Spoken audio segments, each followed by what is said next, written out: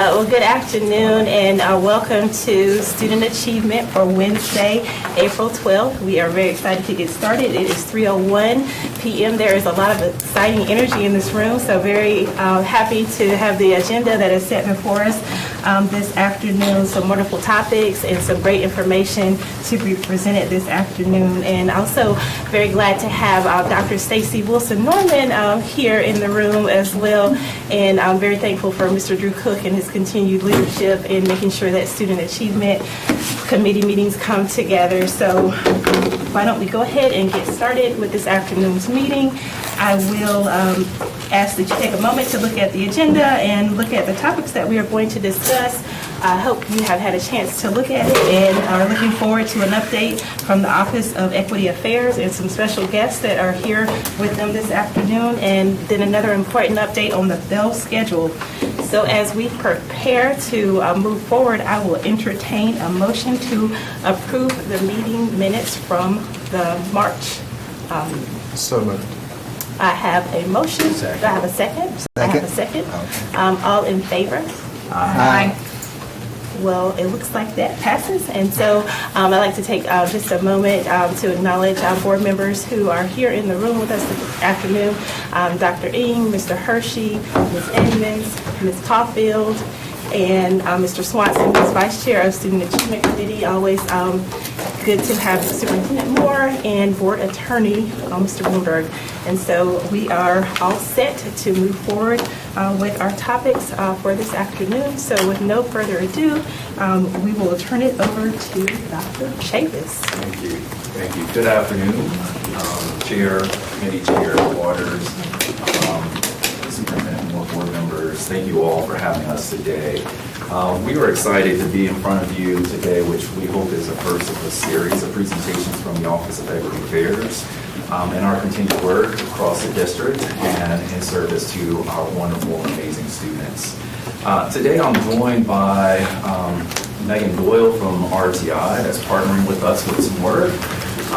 The Student Voices of Sanderson High School's Equity Leadership Team, as well as their principal, Principal Drew Hart, as well as their assistant principal, Brown.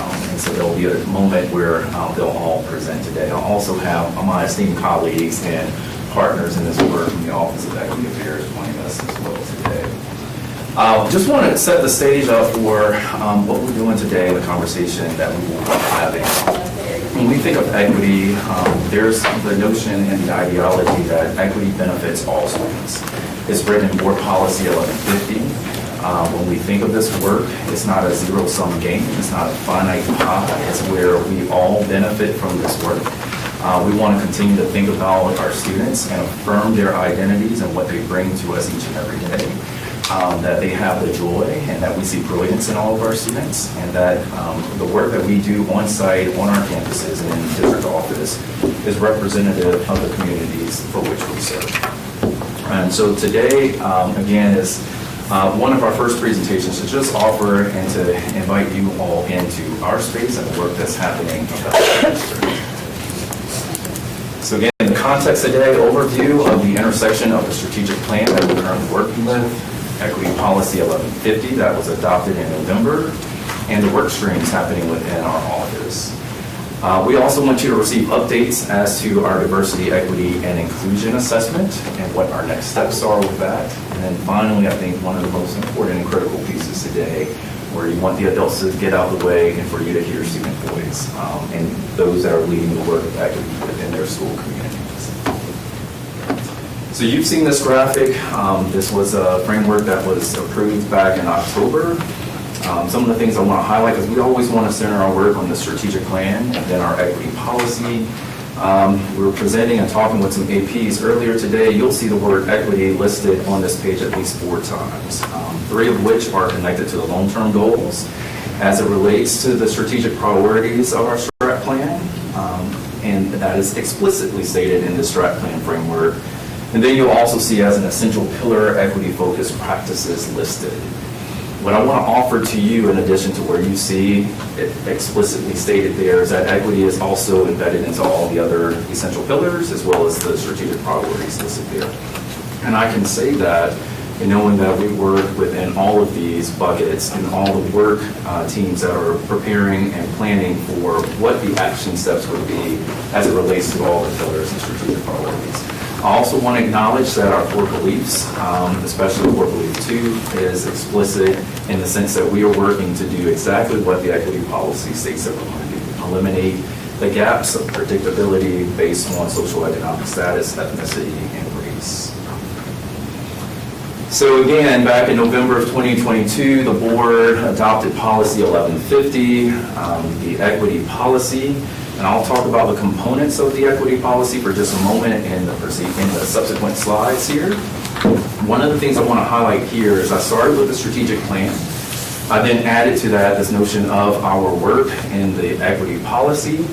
And this graphic here that we like merges those two. It's the intersection of where we have the strat planning and the opportunity to think through strategic directions for this work, but also letting the equity policy guide us into what that work is going to be for us to look at and then change outcomes for our students, particularly as we're talking about reducing disproportionality and predictability and the predictive association attached to outcomes that we know exist based on student characteristics and social constructs. So how we got to the equity policy, we know that this is a decades-long approach. This isn't something that just happened in November. There were many groups, community members, the staff about the district that have worked on this for many, many years. And so when we look at this group of people here, these are the folks that most recently gave feedback as it relates to the draft of the equity policy that was presented to the board in 2021. It was important to us and important to our essential partners that we had comprehensive feedback about and across the entire district. So you'll see the different groups that were engaged, and they offered what you see in front of you now with policy 1150. In here, you'll see community-based groups, you'll see district folks, you'll see folks from the school-based level, as well as our students. One group in particular was our Sanderson High School equity leaders.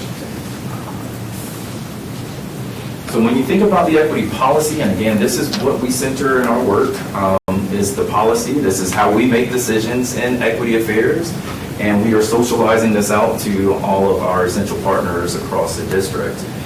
There are 4 key elements or sections, components of this policy. First is our introduction. We're talking through and we're looking at how we impact all students, and we know that this is done across difference. So it was important to highlight and put first and center, first and foremost in this policy, an introduction that talks about our commitment to anti-discrimination, right? We want to make sure that that was emphasized, overemphasized, if you will, so we think through the equity policy. Section A of the policy is our definition of equity, which defines equity as both a noun and a verb, or an action and an outcome. And so you'll see what that really and truly means as it relates to how we change practice or how we refine practice for our students. Section B is our equity lens. This is one of the most unique characteristics of this policy because it poses questions for all of our essential partners across our district.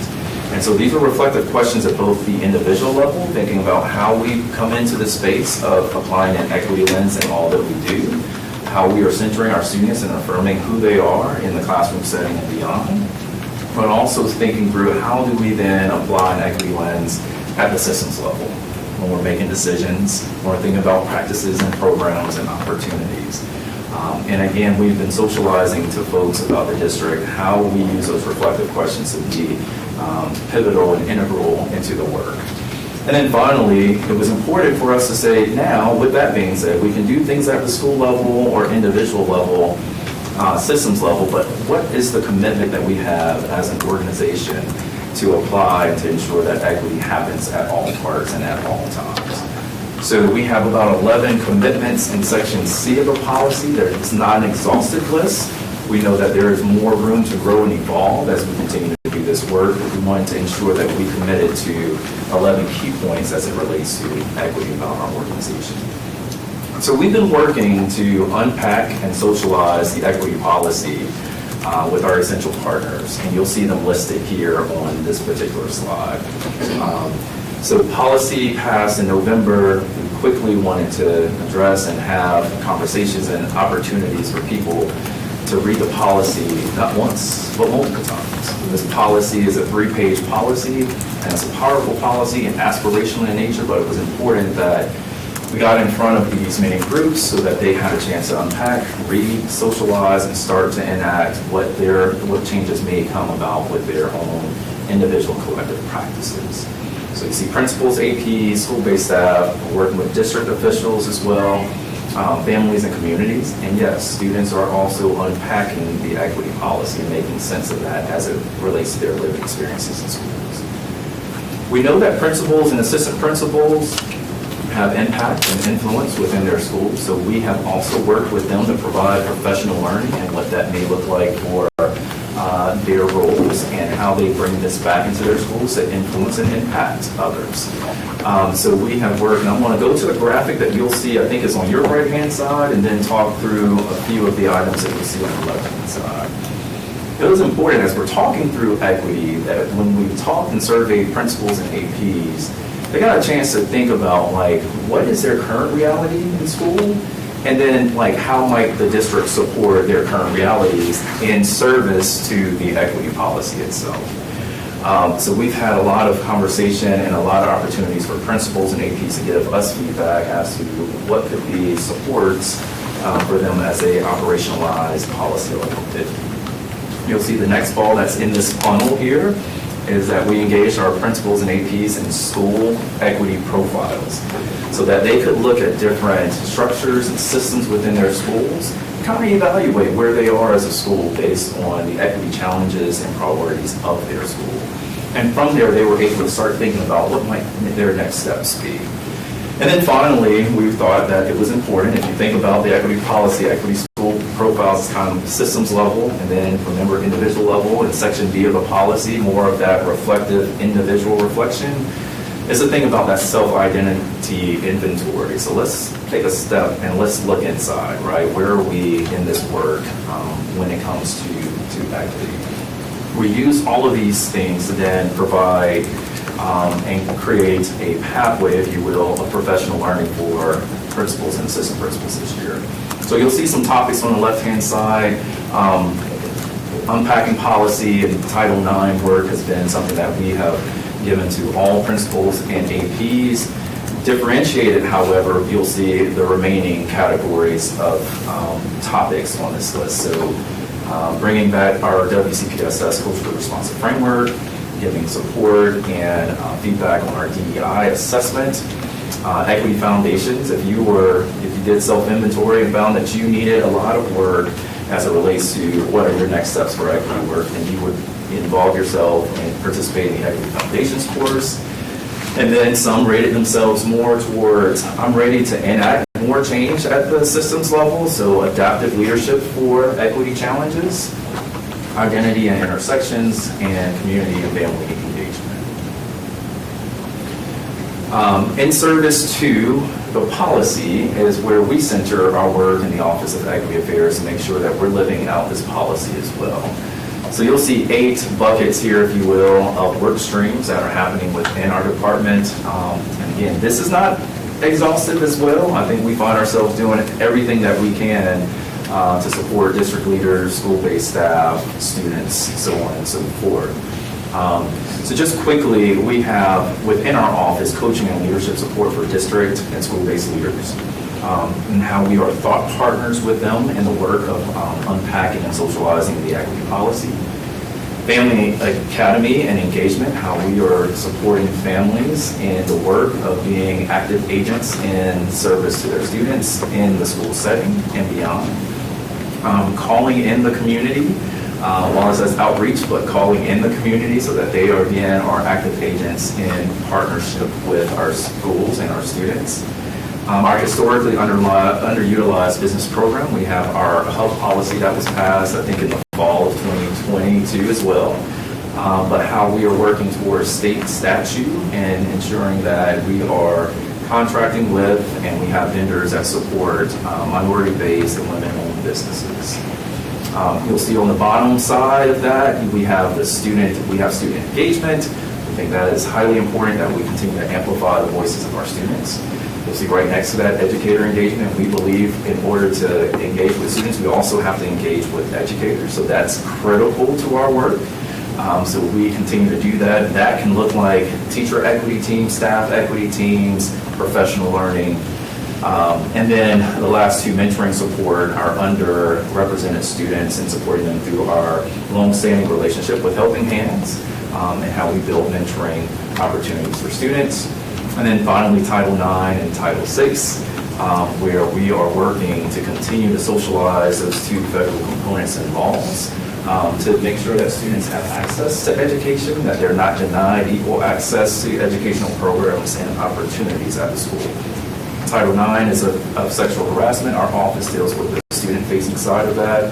Title VI is racial discrimination. And so we are partners with principals and other folks within our district to support what will maintain and restore a level of equal access for students that are impacted by those two. So finally, so I gave you all of that context to tell you, like, now it's our job, right, to operationalize a policy. I think we took an amazing step forward in passing Policy 1150. That in and of itself, if that's all we do, doesn't necessarily make us a more just and a more equitable organization. It requires much action, right? So we'll continue to do the work of strategic planning and long-term goals, looking at our essential pillars, making sure there's intersections of all of those things in the equity work. As a board, you may decide that we may need to look at potential or possible R&B, supporting documents and resources and guides that help supports everyone within the organization. We'll continue to collaborate with departments, schools, and community members as we have, but looking at how we might do that at a more intentional rate, how we might be able to do that as this work continues to evolve. And then finally, which we're very, very excited about, which was a recommendation by the board when you were adopting the equity policy, it was recommended that we needed to engage at some point in equity audit. And the work that we're currently doing in partnership with RTI is a diversity, equity, and inclusion assessment. So it allows us to see the environmental scan of the district, our readiness of the work, where we stand, what our qualitative and quantitative measures are, and a path forward. So thinking about developing a framework as a path forward for everyone in the organization to support the work. And so at this point, I want to call on Megan Doyle, who is one of our partners in the work of RTI. And you know, RTI is the same organization helping us think through the strategic planning process. Ms. Waters. Well, thank you. And so this seems like a natural break to see if any board members have any questions. This is important information and great to have so many details. So are there any questions at this point? Mr. Swanson? Thank you, Dr. Chavis, for presenting this to us and, being able to really learn and see the policy being in place. And so I know you briefly touched on it, but I wanted to know, what is some of the feedback that you're hearing from, the principals and our school-based staff to help drive this work? And if there is an RMP that needs to be supported this policy work, that feedback, I think, could help us determine what that looks like. So if you could just briefly... Yeah, so I think that was a really good question, Mr. Swanson. So the feedback from principals is that they see this policy as aspirational, and they see that we feel like there's excitement behind the policy when we get in front of principals and other leaders across the district. I think what they're now wanting is, like, what are next steps? What are the tangible, what are the explicit expectations of this policy, and how does that play out? So part of that is where we, again, focus in on Section B of the policy, where we have reflective questions, right? Because that's an important place that we've asked principals to start. We've done an unpacking document with principals and APs. We have worked, again, with school improvement teams and leadership teams as well. And I think coupled with what I just said, it's important to note that I think principals and APs are also mindful that we do have a DEI assessment taking place right now. and that this is going to really inform what are those next steps. How does this play out in a school setting and then beyond?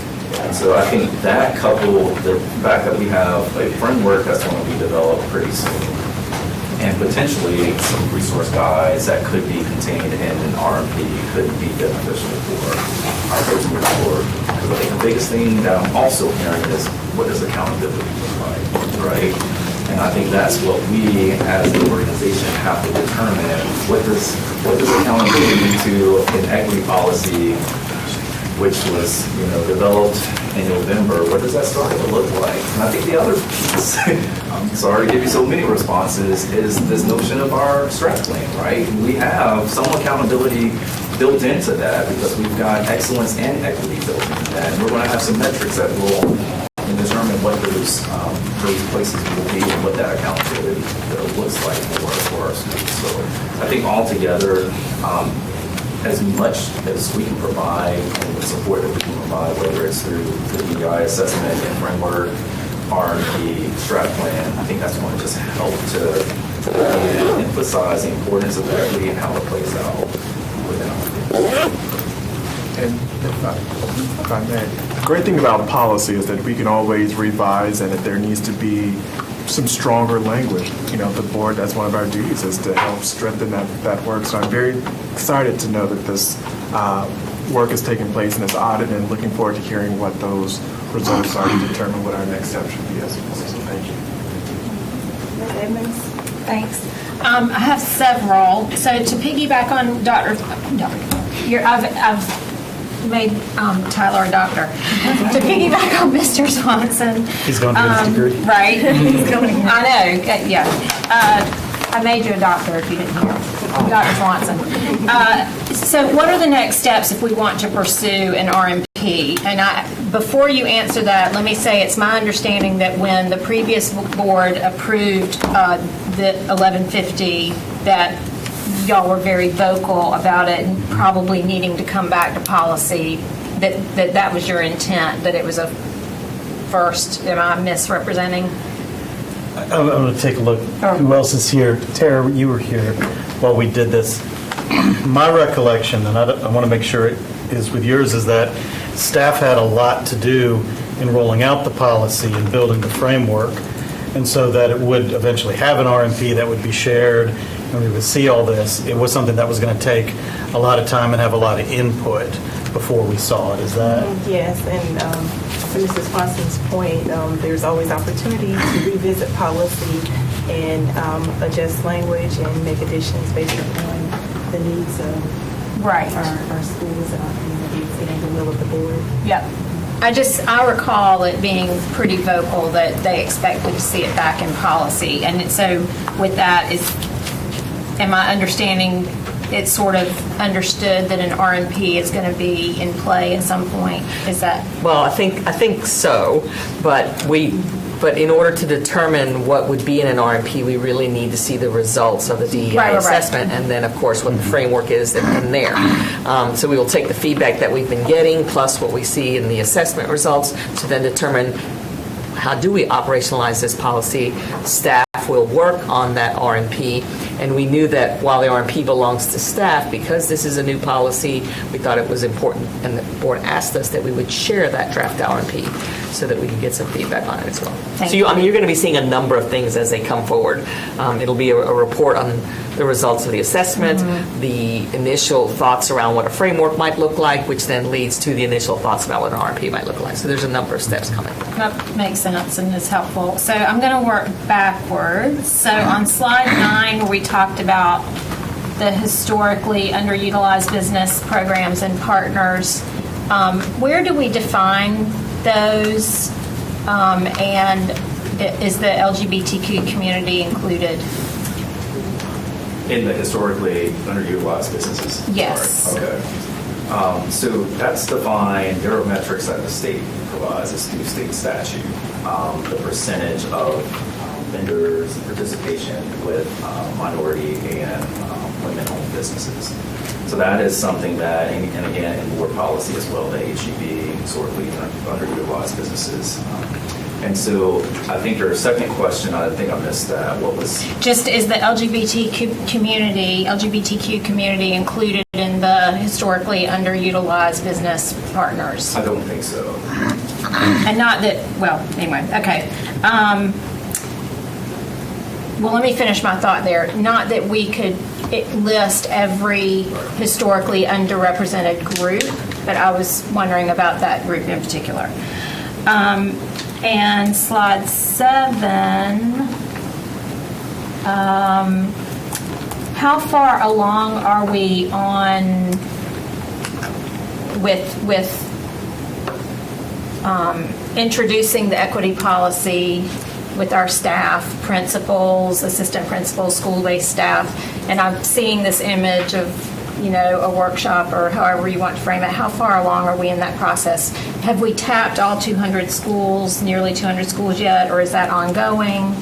So we have met with principals and APs. Okay. And we have unpacked the policy multiple times with that group. I think the first step in this process, adoption in November, and then a few months thereafter, we're here in the current place. The expectation that we have had is that we're unpacking it with principals and APs multiple times. And then they have then, at that point, to unpack that with their staff, right? So there's unpacking documents and resource guides that we have for them. So we're going full-fledged, though, as it relates to unpacking this policy with all members of our entire organization by the start of the 2023-24 school year. So in many cases, I see head nods back there. Schools have been doing this work. This has been ongoing work. Many are reaching out to get additional support. What does that look like? When we are in space with the schools, every single time we're centering and unpacking that, and we're providing professional learning. So we're trying to reach all aspects of the organization, but with full implementation and thinking and socializing, unpacking that policy by the start of 23-24. Okay, my final question, if I may. Do all of our high schools have equity leadership teams? I don't think they all have it, and I need to say as a caveat, I think many schools, high schools, have a version of an equity team, right? It might be called a principal advisory committee, or it may be termed something different. But many of our high schools at this point, I couldn't give you the numbers, but many of them do. Thank you. That's called equity teams, yes. Dr. Amy? Thank you, Dr. Chavis. This may be a higher level kind of question, and maybe some of the board members who have been here before can explain it. How do you see the interplay between the diversity, the inclusion, along with the equity? Is there like some push and pull in terms of the priorities or things that you're looking at that impact one's decision for one way or another? That's So I heard your question right. Is how do we see diversity, equity, and inclusion? yeah. How do they all kind of interplay? I think they're all intersected, and I think it's threaded throughout, right? I think, and I was on a call with DPI earlier today when we were trying to define inclusion, right? Yeah. Inclusion, in our opinion, is the impact of what diversity and equity provides to students, right? It's the impact that it has on individual students, their ability to function, their ability to feel like they belong in an organization or in a school or a classroom. So I think there's an intersection and interplay between all three of those. And I don't think we need to necessarily say that one is most important out of the three. I think they have to interact, they have to integrate, and we have to put all those things in position together for our classrooms, for our students in particular. I don't know if there was more that you were looking for as far as like our DEI assessment. I think that's the other thing that I think I want to emphasize even more is like, and Megan's going to do that in just a moment, is like, we were intentional that the DEI assessment wasn't just an equity assessment, right? It's all those three things together, because we all come into this work at different points and levels and places. And when we're talking with individuals and families and students and teachers, it's important that we don't take out of that equation or that conversation what diversity and inclusion means for folks. Equity is very important. I know we've got an equity policy, but throughout and threaded even through the equity policy is DEI, diversity, equity, and inclusion. So it's important that we continue to think through, like, all three of those components are important to the work. All three are important to student outcomes and where we hope to be with actions and outcomes of our students. I just think that, kind of having more of a clear, for me, understanding definition-wise of what those things mean, because if you talk to 50 people, you may have 50 different definitions of what inclusion is, or 50 definitions of what diversity is or equity is. So that's kind of something that we may have to be more clear on for people to understand what we're driving at. So something I would like to offer in response to your question, it goes back to both the question that I think Mr. Swanson and Ms. Edmonds has asked, is like R&B, right? If that's a place that we feel like it needs to be, and for us to really, fine tune what diversity and inclusion are in the service that we have as the definition of equity, I think that may be important. I think it also could be where we know that policies evolve over time. So if that's something that we feel needs to be centered in the policy, something that we can come back to as well. Ms. Caulfield? Hi, thank you for that. I have a couple of questions, and they might kind of all intermingle, but you mentioned the Family Academy engagement. Can you talk about ways that you reach the families and what kind of responses you have and what effect it has on that? Yeah, so our family and community, and Rose is not here with us today, oftentimes as our schools are working towards programs, whether they are implementing something that is new or they're trying to ensure that all of their parents have access to things like Power School or other types of structures happening in the program, schools will engage with our department, and as a result, our department will be there to help facilitate, especially for our families whose first language or primary language is not English, right? So there's some translation that's happening there. There's also ways by which we support those different structures and different programs happening, and even some cultural work that's happening within the school, whether that is how do we engage, how do we learn from diverse families, their backgrounds, experiences, holidays, customs, and things of that nature. So the impact has been pretty substantial. I know from talking with Dr. Rangel from our office, her survey feedback is always high. It's always that this is very supportive, and then those families continue to contact our Family Academy director as well as the contractors in the office as well. So I know it's ongoing, the work is substantial, and it continues to reinforce this notion that all of our students and our families are important to our schools. So it's good to have that service within our organization. We do have contractors that serve and translate in additional languages outside of English and Spanish.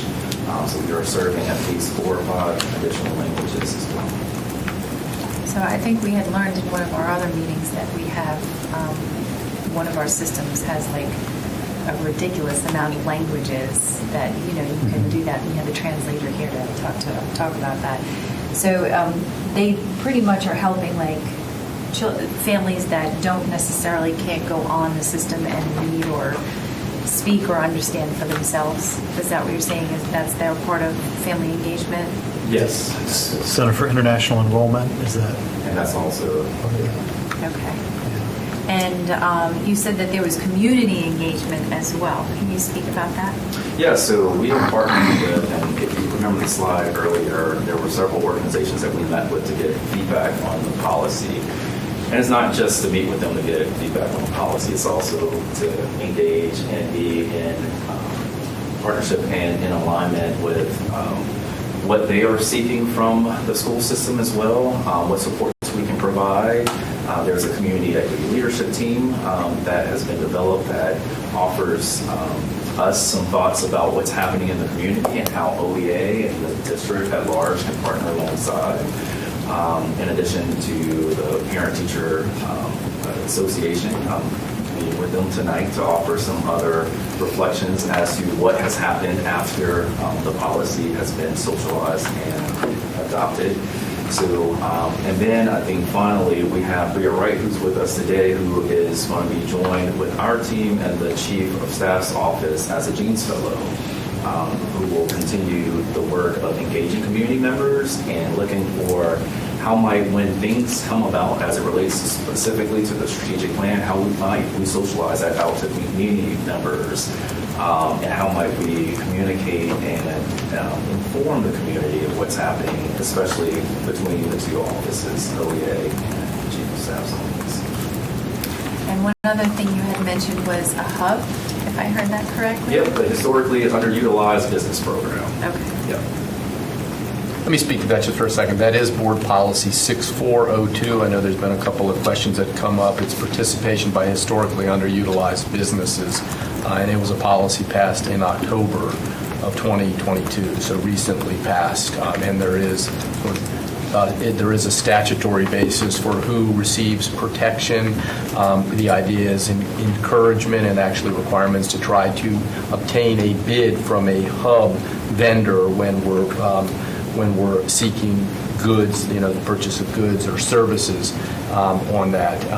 And that your policy, while it's not included in the definition of hub, it does go on to make reference to that the board prohibits discrimination against any person or business on the basis of race, color, national origin, sex, sexual orientation, transgender, gender identity, disability, age, or religion. So you did add that in, even though not all of those groups are specifically a hub vendor, which is defined by statute. So anyway, I just wanted to jump on that since the questions came up. Thank you.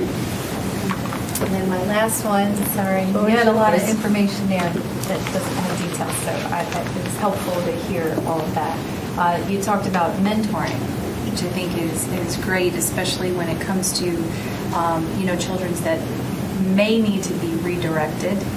And it may not even really just be concentrating on the equity policy, but just having a mentoring program goes along with all our mental health struggles that we have in general. So can you talk about that a little bit more? Yeah, so we have mentoring helping hands at all three levels, elementary, middle, and high school. We have one person in our office that is supporting about 40 schools across those three levels.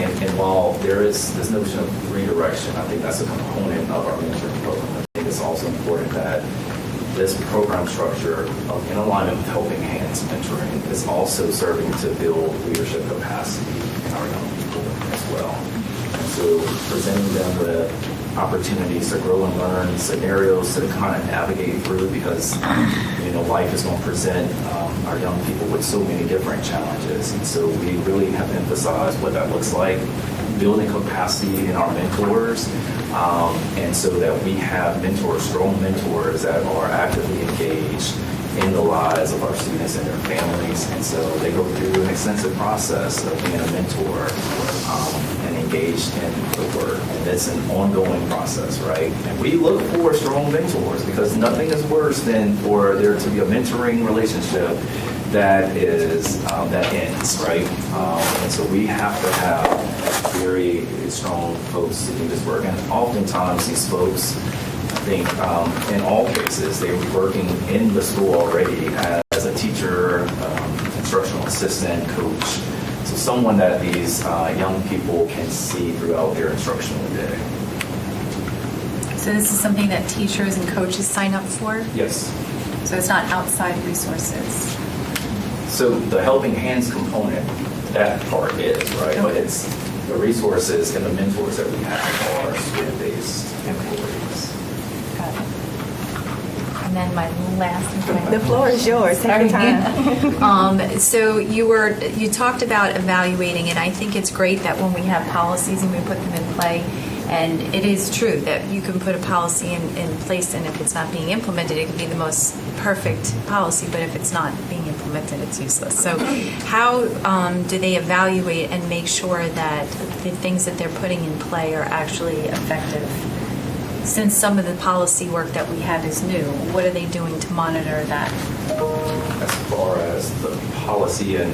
Well, not the policy, but like all these programs that you have that they're putting into place, they're all kind of like, I'm sure you have kinks and stuff that you're working out. So how are we knowing that in the 40 schools that, like, say the mentoring program is there, like, are we tweaking things? Like, Yeah. how do we know how Yeah, it's so working out? we rely a lot on feedback and surveys from each of our programs. And so we're in partnership with our Data Research and Accountability Department, heavily engaged, and they are actually suite mates with us. And so we continue to look and get feedback from, especially like our mentoring program, for instance, to see what was the process, what was it like in the experience of our families and students throughout the year. And so we take that feedback at the end of the year, and we start to plan, and not even at the end of the year. I think we look at it after each program, and every time we obtain feedback, to start to think about what changes we would put in place, how might we have a larger reach for folks, how is it impacting student performance in school. I think that's important. Like, it's good to have the mentoring aspect, but we also want to see, like, what is its impact to learning within the school setting? How might we provide additional structures and supports during the summer programs? Because we know for our traditional schools especially, like, what happens during those 6 to 8 weeks that students are out of school, and how might we continue to extend that? So we've also, because of that, included summer bridge type programs as well. I'm going to step in here for just a second as well. This might make some of them sweat, but we also have a process within Data Research and Accountability that we call a self-monitoring process, where we ask different initiatives across the district, because we cannot do all of them at once. Data Research and Accountability cannot monitor everything at once. So they have an annual plan of the things that they're working on. But then what we also have with the self-monitoring process is a way to build the capacity of our divisions and departments at central office to understand how to build a logic model for a resource, a program that they are implementing, set long-term goals, short-term goals, how to progress monitor that. They're required to do a report at the end of the fiscal year to analyze the process, that the progress they did or did not make. But it is a self-monitoring report. Data Research and Accountability reads those. I read them. We provide them feedback. It's a little new. We've been doing it about 5 years or so, not a long period of time, but it really is about acknowledging that we're never going to have a Data Research and Accountability Department big enough to do, analyze every program and resource we have in the district. So we have to build the capacity of the people within departments to do so.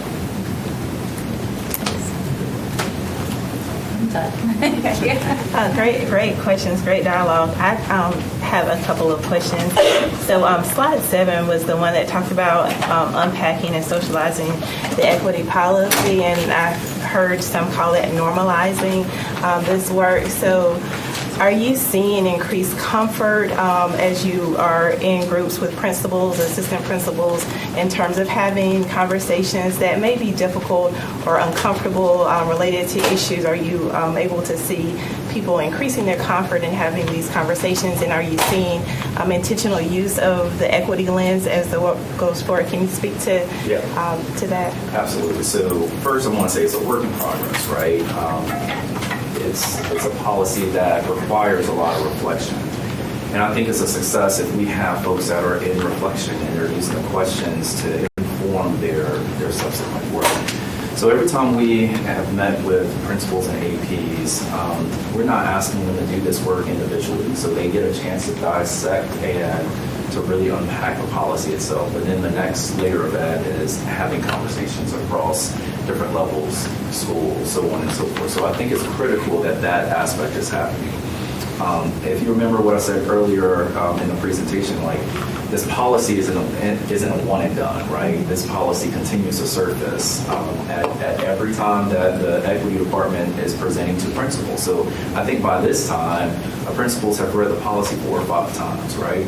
And so we do that, and that's intentional because this policy requires us to really think through very heavy and difficult topics. And so the more that we are doing this, the more the conversations are apparent that folks are utilizing and reflecting on the policy, particularly the equity lens section, right? Many schools that we have worked with have adopted the equity lens as part of their PLC agendas. And when you think about especially questions 1 through 5 that are about systems, how might we take the systems from our PLC when we're our grading practices, what we're asking students to learn, the activities, the assessment questions, right? And how are we looking at those questions through this lens? And so again, I say it's a work in progress, but I do think that the more our folks are reading and reviewing, and the more our principals and APs are engaged in this work, the more that they're getting a level of comfort with this work. I think we will continue to measure that, right? And I think the other thing that I'll offer to principals and APs is that the 10 questions in the policy is not an exhaustive list of questions, right? It's a good frame. It's a good setup for questions and conversations you should have in PLT meetings. But those are just those questions. There are multiple more, about 100 more questions that could get to other parts of the equity work. And I think it's important that as we adopt this work and the policy is what it is, that schools make it school as well. Thank you, and thank you for acknowledging that this is continued work and the investment of time and energy into seeing this work carried forward is really important. And so I have another question. And so work around equity can be very polarizing, and we often hear from voices that don't see the benefit of the work around equity as it relates to academics. Can you speak to how the work that you're doing benefits all of our students in their academic outcomes? Yeah. So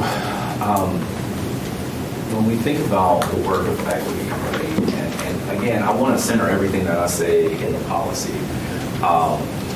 When we start to think about the policy itself and the equity lens, I'll start there and probably go to other aspects of the work, the policy itself.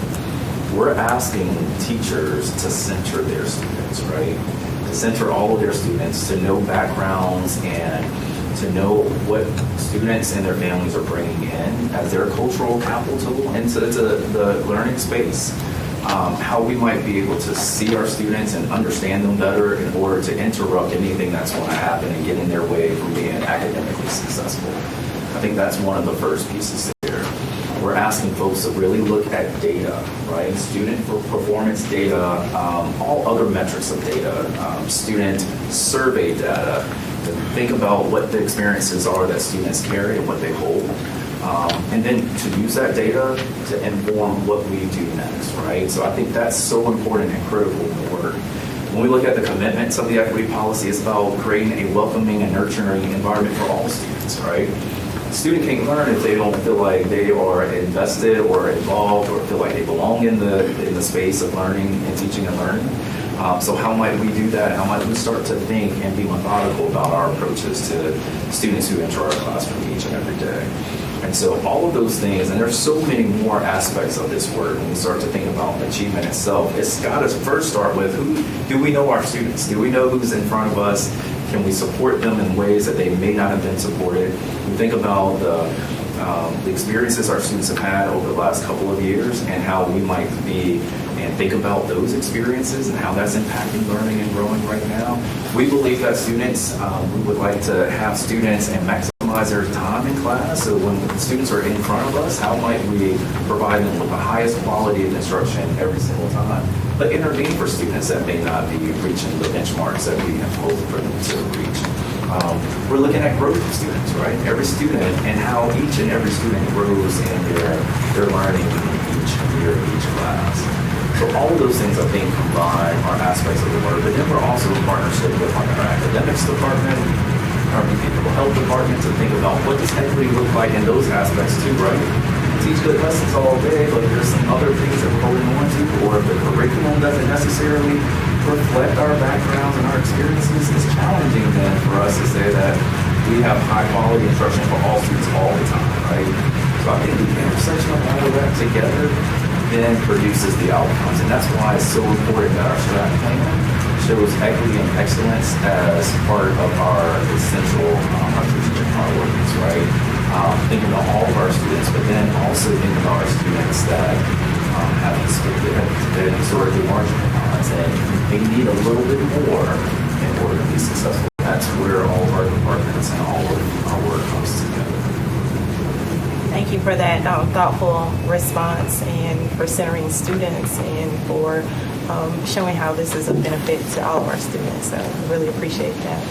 So I know we have some additional speakers, and I think we're all looking forward to hearing student voices as well. So, So we're going to have to move. Yeah. I just tell you. Yeah, so speaking of students, many of them are going to have to leave pretty soon, so we're going to jump to our student presentation. I need to move it. We slide that. So can the students come up here? Yeah. The students will come up and.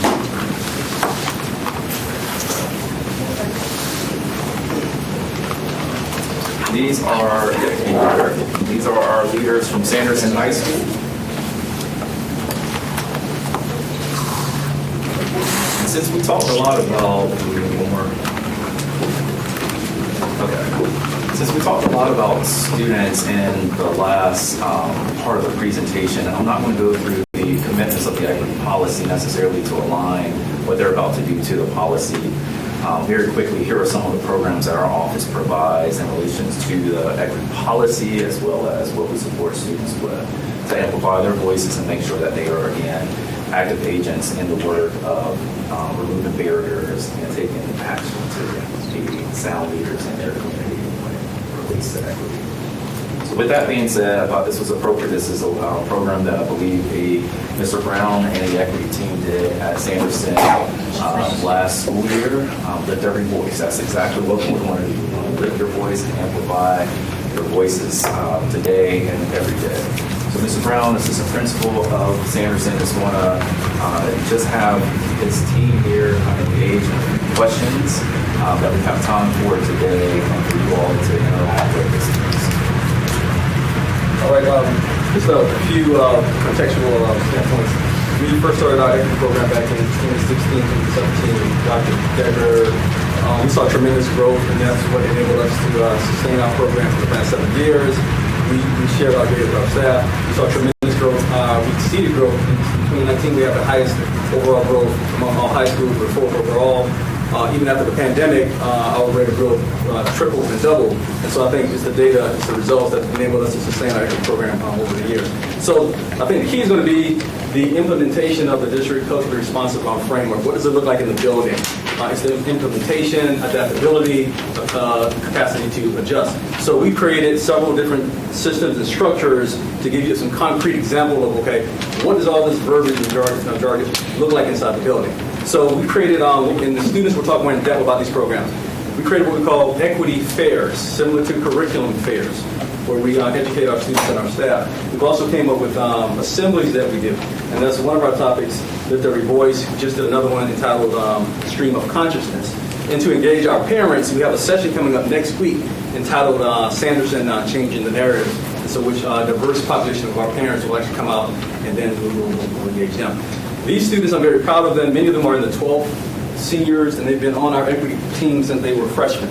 Just to see them carry with our program. And so without further ado, we are going to jump right into their sections. So we're going to start with Connolly. I want you to briefly state your name, your experience on the student equity team, to share some background information. Good afternoon. Thank you for having us here. My name is Connolly Weaver. I'm a junior here at Sanderson. I've been on the equity team since my freshman year. My role on equity, I'm a member in our equity fairs and our auditorium programs. You can see me talking about IEP and 504 plans, social and emotional learning styles, and also implicit bias. Equity team has deepened my love for public speaking and also helped me gain that confidence and how to talk about equity with adults and students and connect with them. I'm Diana Maramontes-Ramos. I'm Hispanic. I'm a senior at Sanderson High School. I've been on the equity team since I was a freshman. And the equity team allowed me to realize other students' experiences and some biases they've experienced from teachers. And I also present at the equity fairs and connecting with students to understand how they may feel in the classroom and just be a voice for them. being on the equity team has allowed me to share my voice with others, and Deanna and I presented multiple times to small group sessions on the equity fairs, and we would mostly talk to our ESL students. We were able to have a connection with them because of our ability to speak Spanish. We were able to listen to their concerns and what they've experienced as like English not being their first language, and we were able to connect with them in a way. And being on the equity team also allowed me to be able to express myself and like help with my public speaking, so now I'm able to give presentations better. Well, my name is Aaron Nunk. I'm a senior, and I've been on the equity team. Informally, I was helping out with equity fairs my junior year, and now I'm a full-time member my senior year. I am half Chinese. My dad emigrated from Hong Kong when he was 9.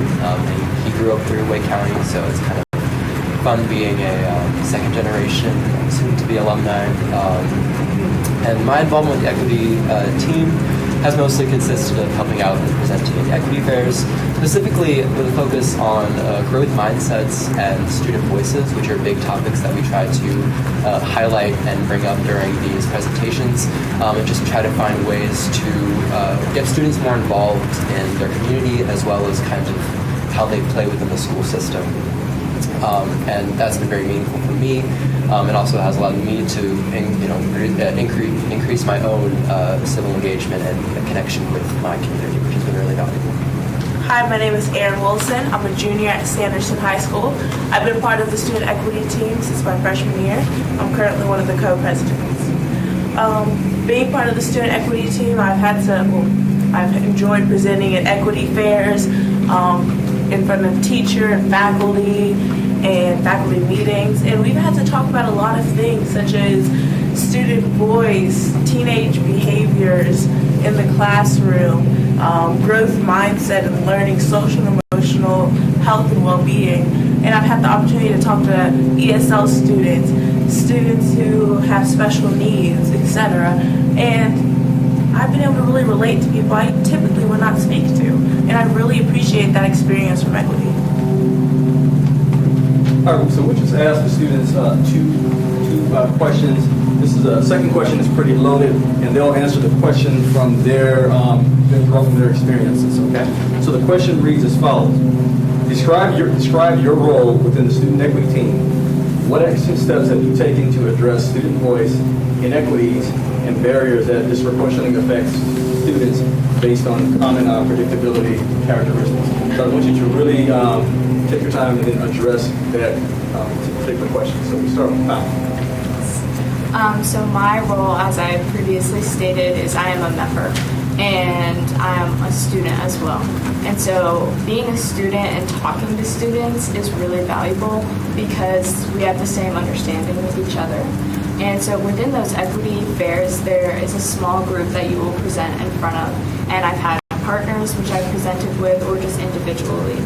But talking to those people on a conversation can be difficult at first because they don't really want to listen sometimes.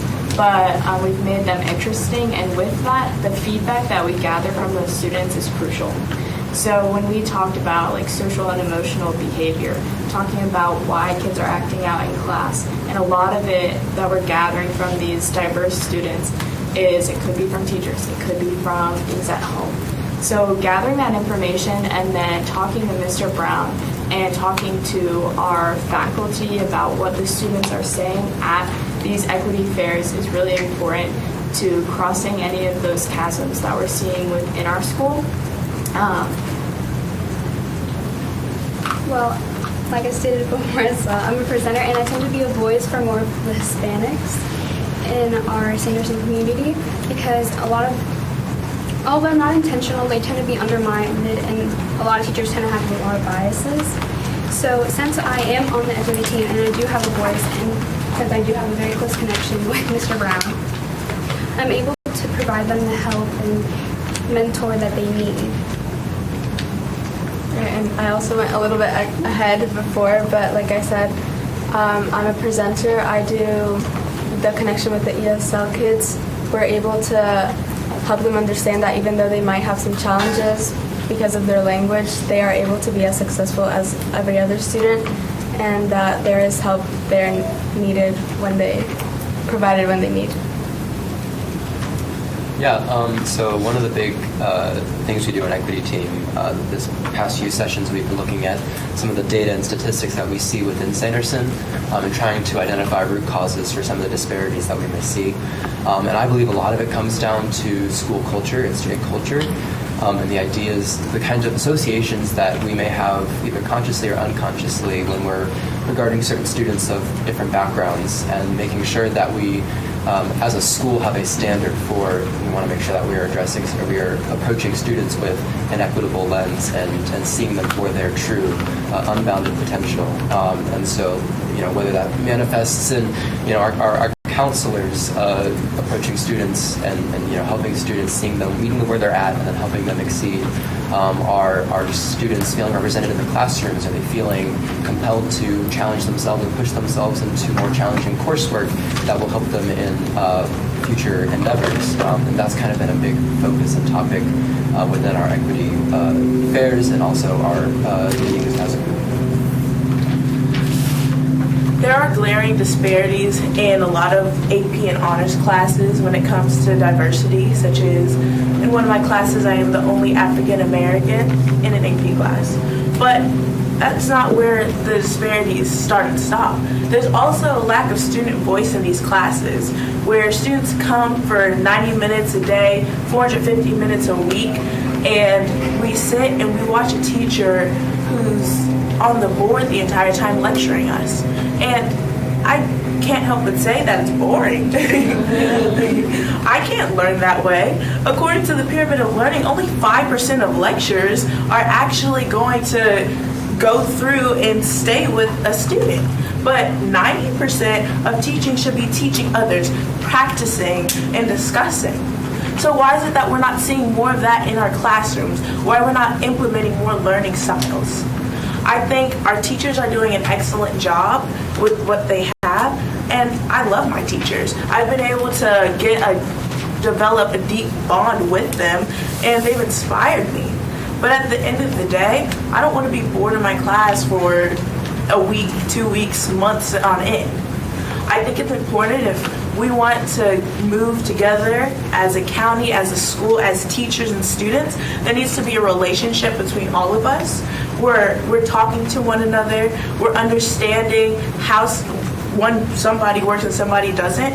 Nobody's saying lecturing is inherently wrong, because it's not. I am an auditory learner, so I can learn just fine with a lecture. But for some of my other peers, projects are preferred.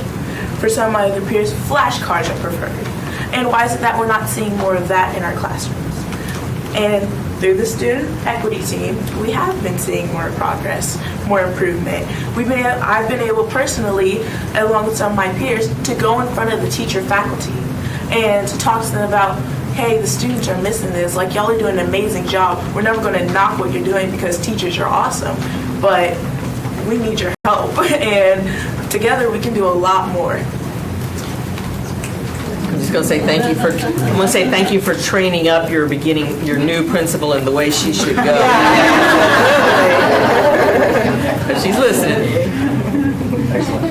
I think Connolly is actually slated to present, along with some other students, our upcoming faculty meeting on Monday. She's going to actually interpret our school visionary and missionary statements and what it looks like from a student standpoint, particularly her perspective. All right. So our last question, this is more of a personal, final question. I really want to know in what ways have the Student Equity Team benefited you? But let's start it off differently this time. Let's start this way. We'll start with you. How has it benefited you as a person? So for me, I still am more of a quiet person, but I used to be way more shy. I wouldn't speak to the teachers as much. I'd be reserved. But on the equity team, like I said, I've been able to use my voice, and I've been able to make connections with students through student-to-student interaction, and I've realized that many of the other students have the same concerns or questions that I have, so I've learned to be able to ask those questions because I know that not everyone is able to ask them like I was before, and I'm able to get the answers for them. And through the equity program, I've also been able to find what I want to do in my future. I'm going to want to pursue a future in dental hygiene at Wake Tech, and I'll be the first in my family to graduate from high school and go off to college to pursue a further career. And I'm doing that for my siblings. I have 3 younger ones who will hopefully follow in my footsteps. Off to college. She is living proof that the characteristics and the predictability is untrue for a single student being the first in her family to actually go off to college. And she's already accepted into the university. So, next person. So the equity team has helped me get better at vocalizing, getting my voice out there, being able to present to others in front of y'all. And it's just a very nice experience that I've had and was able to have and changed around. And I'll also be the first person in my family to go off to college. I'll be studying to be a nurse. I'll be going to UNCP.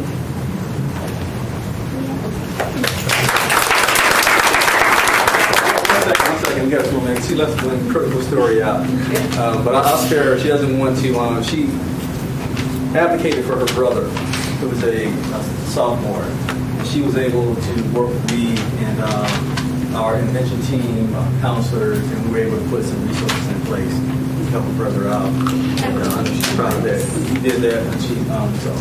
And hopefully that can be provided for many other students, because re-guiding, redirecting is always good for students, especially because he's experienced with teachers that have bias already just by seeing him, which is unavoidable, but because of that affected his wanting to learn in class. So hopefully other students that experience the same thing get a mentor and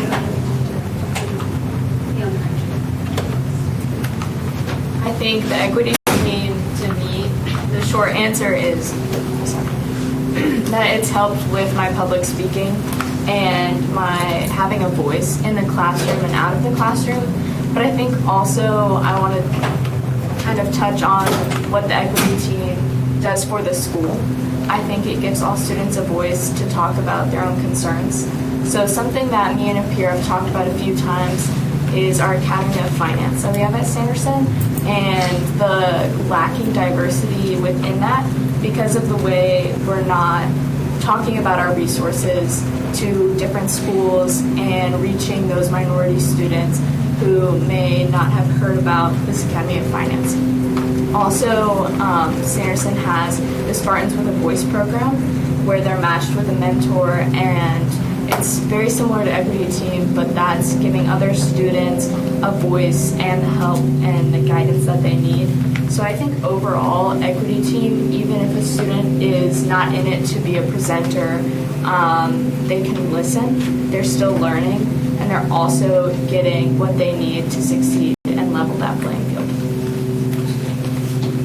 Yeah, so the equity team is something special to us and to the students because that is kind of our way to affect the culture of our student body and trying to reach out to students to get them involved, and that's been super meaningful for me to help kind of encourage our peers and help them have a voice within the school and kind of help address their needs and help them advocate for themselves. And that's a really important thing that we focus on going forward, I would say. Going into 9th grade, I had gone out of a place where I was a good student, making straight A's, and I started becoming mediocre, making B's to C's, and I did not like that at all. I mean, I wasn't used to it. So when I joined the student equity team, that changed. I was a very not social person, let's say that, at first. But joining, I was able to meet more people, get involved with my school, and by the end of my freshman year, I had way better grades, A's, B's. But not only that, I loved my school. I loved the people I was around. Today, I am a junior, but I already know what I want to do. I want to go to NC State or ECU, and I want to major in political science and business management, and then I want to be a political commentator. Very good. I guess at this time we'll open things up to panel of the board, but if y'all have any questions in general, comments that you have for the students. Well, thank you so much. I certainly wasn't at this place when I was a senior or junior in high school, so your futures are bright and really excited about the work that you're doing and appreciate you taking the time to be with us. Mr. Hershey, who represents Sanderson. Thank you. No, just show why District 6 has the best students, clearly. So I'm really curious as to how you found out about the program. What was the messaging that sparked your interest, and ultimately why you said, you know what, this is a club that I really want to join? Okay, so this is a funny story, but my friend who is not currently here, she's a co-president with me of Equity, and at the time she was a member, and I was trying to find her in the school, wondering after school when I should have been kicked out or something, I don't know. But no, I found her in the Live Media Center, and an Equity meeting was going on, and they weren't like, oh, who are you, you need permission. I just walked in and I sat down next to her and I got some snacks because, yeah, and that definitely drew me in. And from there I stayed because I live like 4 minutes from my school. I could have walked home, but I wanted to stay through that entire meeting because I saw how interactive it was. Mr. Brown, that was my first time seeing him. He was up there doing an activity. Everybody was raising their hand, trying to get up to the front. And I was like, this is awesome. Everybody was breaking into groups, talking with one another, interacting. People who I would never typically see together. And I was like, okay, I want to be a part of this, for sure. I will comment on that. We actually made a few mistakes along. I have to be transparent. We were first building our student equity team program several years ago. We started off with only going after the high achieving students. We thought that was the best route. And we quickly found out that was not the best route. And so we began to really diversify our students. So we have students who are 4.0, 3.0, AP, honor, regular, IEPs, and et cetera. And then that's what enables us to actually go out there and reach students from different walks of life and backgrounds. I just want to thank you and say you're so impressive and you make us proud. Thank you for coming today.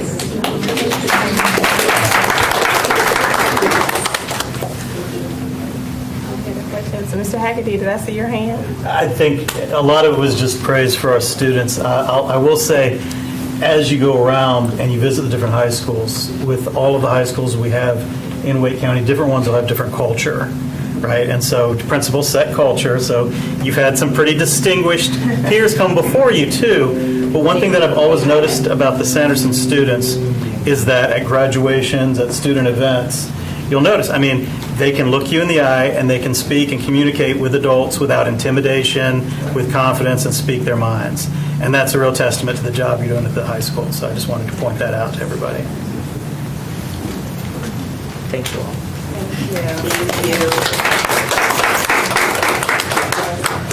Thank you. And so we do echo Mr. Haggerty's appreciation to our principal, assistant principal, for allowing this to go forward. So awesome to see you students with us today. Thank you for your time. Thank you.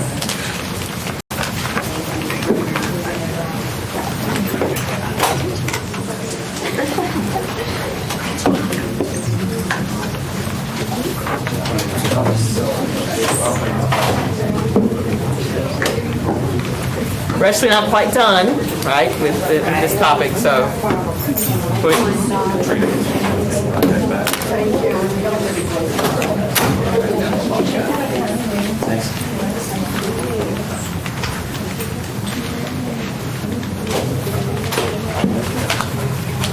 All right, so I don't know how Megan's going to follow up from that display, hearing from our students, but she's going to certainly try. So I want to go back for a moment. So you've heard about the work that's happening in equity affairs, its alignment to the strat plan and policy. You heard from students how the work is happening inside of schools with students.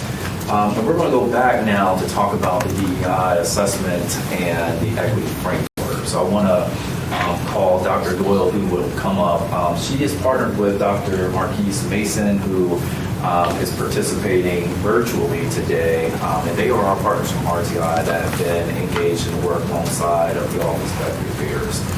Dr. Doyle is the former superintendent and now a partner in RTI. So I want to call her up now for her to go through a few slides and kind of talk you through the assessment part and where we are with that, and then the next phase of the framework. Chair Waters, Superintendent Moore, members of the board, Jonathan. It is very nice to be in front of you today and to be a part of this work. And I come to you very humbly and acknowledge my colleague, Mr. Dr. Mason, who is listening in through YouTube. The slide previous to this, and I'm scared, I'm going to try to go back, is your definition for equity, and to the point of the board member who asked for what's the definition for inclusion, what's the definition for diversity. I think those are really good questions and something that does need to be considered as we move forward. But this definition has really given us a great structure to move through this work with Wake County Public Schools. I cannot emphasize enough that this document, at the end of this time, which every day with Dr. Chavis becomes more and more expansive, is your document. And I say that because it has to drive the work that you all intend to do to improve the outcomes of all student groups in this system and take the actions that are going to be required to do that. In that spirit, we have really been partners with the Office of Equity Affairs, but really with many different members of the Wake County Public School System. And I think that Dr. Mason, who's listening, would share with me that there's no doubt in our minds that the potential to change outcomes for students lives in this district already. Come before you, and we have had the opportunity to see it in our interviews, in our meetings with families, and our meetings with students. But again, this definition, as well as the equity lens and the rest of the policy, really have driven kind of the framework for the equity DEI assessment. I bring this part back to you to really speak to the alignment, the incredible alignment that this strategic plan coupled with the equity policy allows you all to achieve. Your definition asks you to take action. And if you take the first three letters of ACT, that are, for me, they stand for action changes things. And right now, as we look to create equitable outcomes for all student groups in the Wake County Public School System, we have to start taking action. And that's part of the reason that this assessment is a DEI assessment as opposed to an equity audit, which would take a lot more time. You all feel the urgency of your students, the urgency of their families, dreams and hopes behind them, and the obligation that you all have to the citizens who placed you in these seats and these staff in these seats as well. So this strategic plan not only ensures that the outcomes are being measured, hopefully systematically, but it also gives really specific direction about how to achieve those outcomes through the essential pillars. Dr. Chavis has mentioned that the equity-focused practices work is really kind of where the DEI assessment is going to lead us to an equity framework that is going to assist the district in operationalizing the policy and making some of this work more concrete. You all have alluded as board members that some of this is kind of nebulous, sometimes uncomfortable, and sometimes polarizing. And it doesn't need to be any of those things, but we can do some work to repair some of those issues with this equity framework and making things clear and concise, but also giving specific action about what things need to happen in schools, what things need to happen in departments, and what things need to happen kind of as a system integrated as a whole. And so that's the work that we are trying to help you all achieve with this assessment and, most importantly, with the equity framework. So you can see kind of the timeline of our project.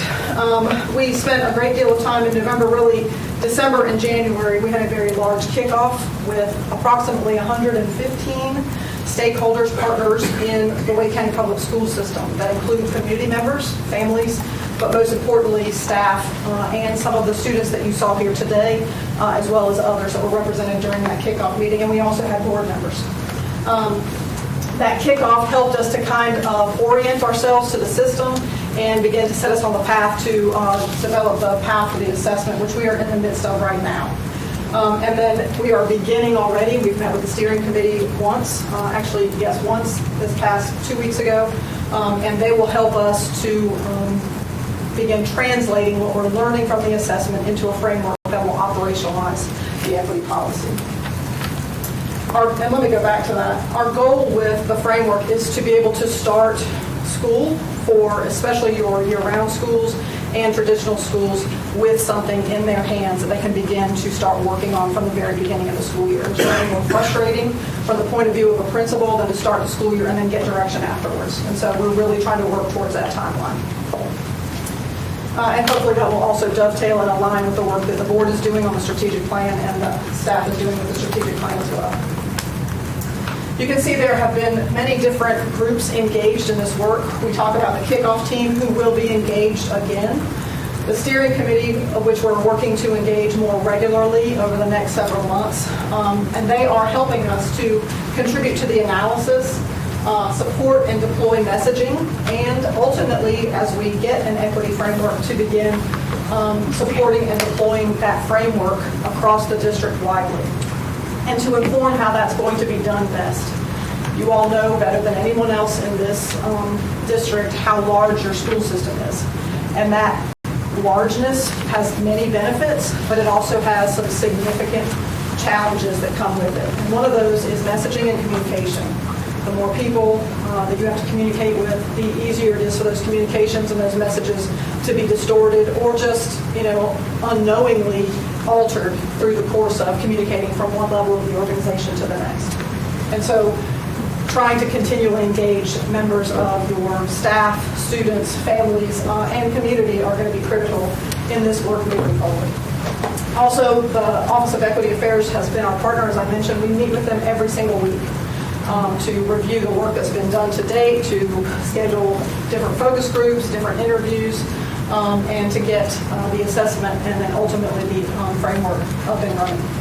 And then the superintendent's leadership team has been represented in this work with the liaison that Dr. Chavis is on that team and the updates that he provides there, as well as direction that comes from that superintendent's leadership team to really align our work moving forward as well. I also would be remiss if I did not mention the work that RTI is doing with the district strategic plan. And so our team that's working on the DEI assessment is also meeting with them internally to make sure that we're maintaining that level of alignment with your work on that project as well.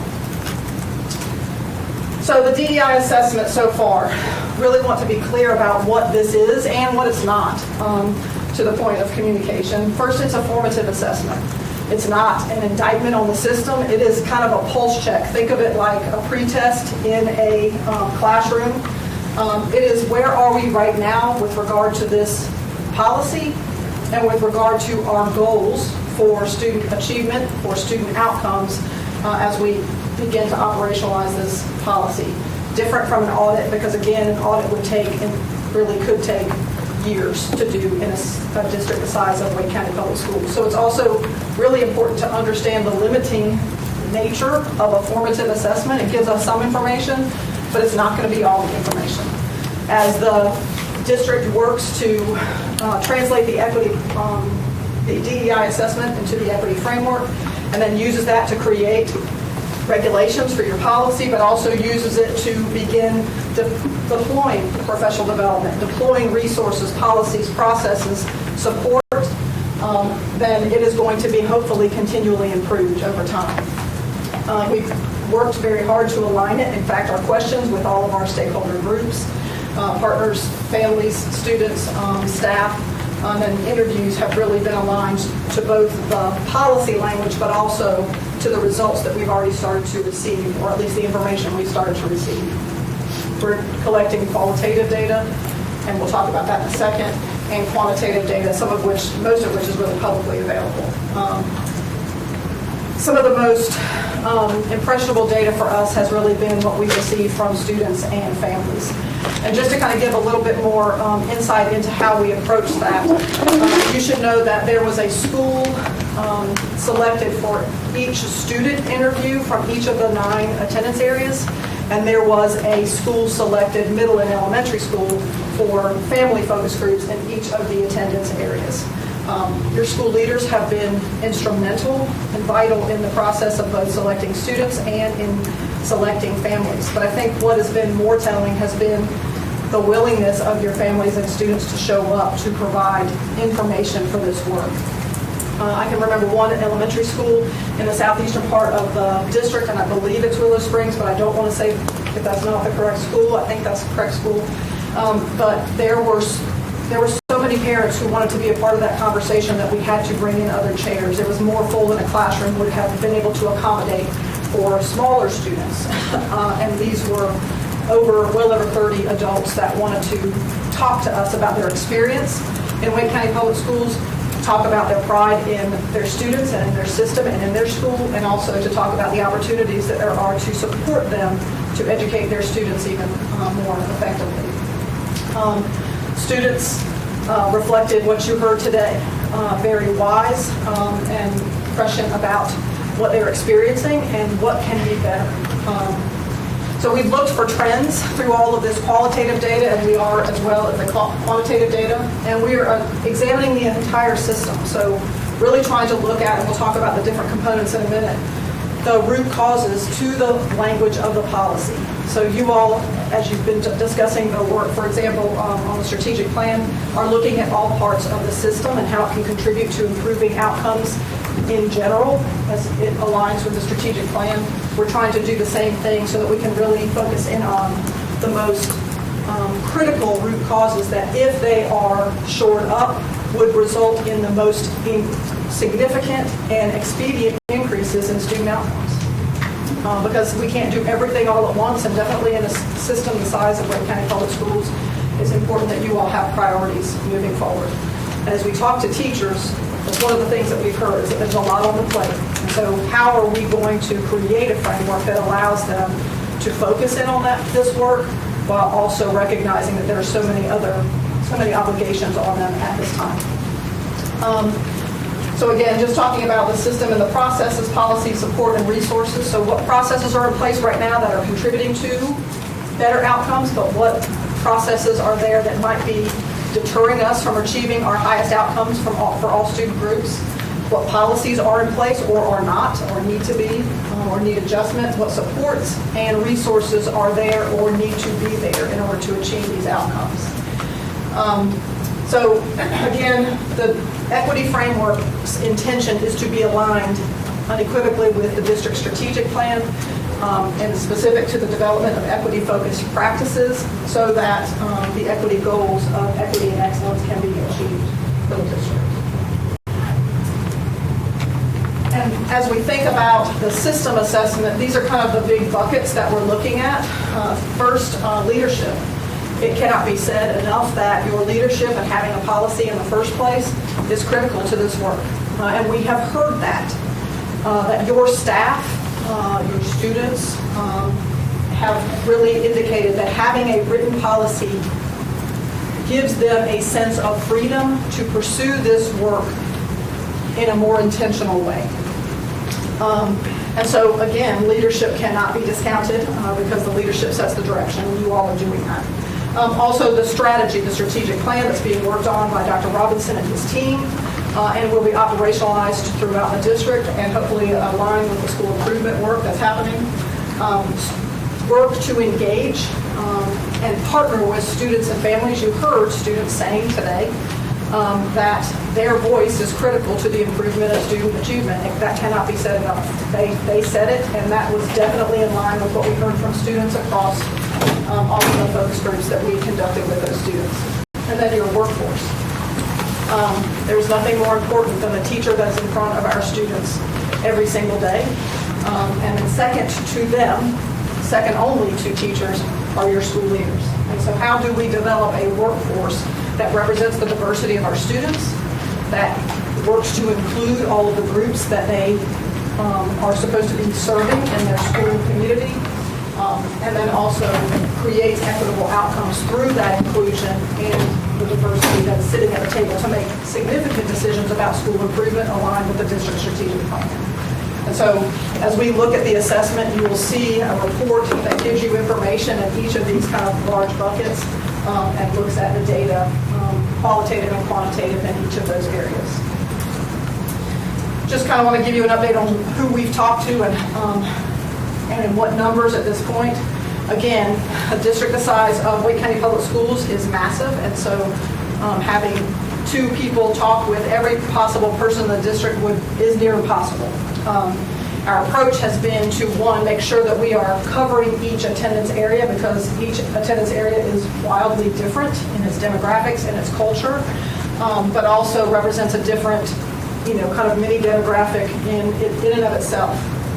And so we've taken that approach. We've also taken the approach of trying to make sure that at least one person from every single school, and this has been difficult, but we're almost there, has been either invited to participate, and hopefully we'll be able to say at the end of this that someone from each school has participated. As we've conducted, especially the staff focus groups, that's been not as easy to achieve, because obviously teachers are in classes, they have other obligations, families, as well as their professional obligations, and so we want to honor and respect that as well. We've talked to, we've had 2 groups of focus groups where we have been in person, and so we spent a good 4 weeks in the district meeting in person with students and families. Those were in one school, high school, in each of the 9 attendance areas. We've talked to approximately 129 students. Families, and we actually talked to 10 schools because we had the request from SCORE to also speak with their students, which we really appreciated the opportunity to do that.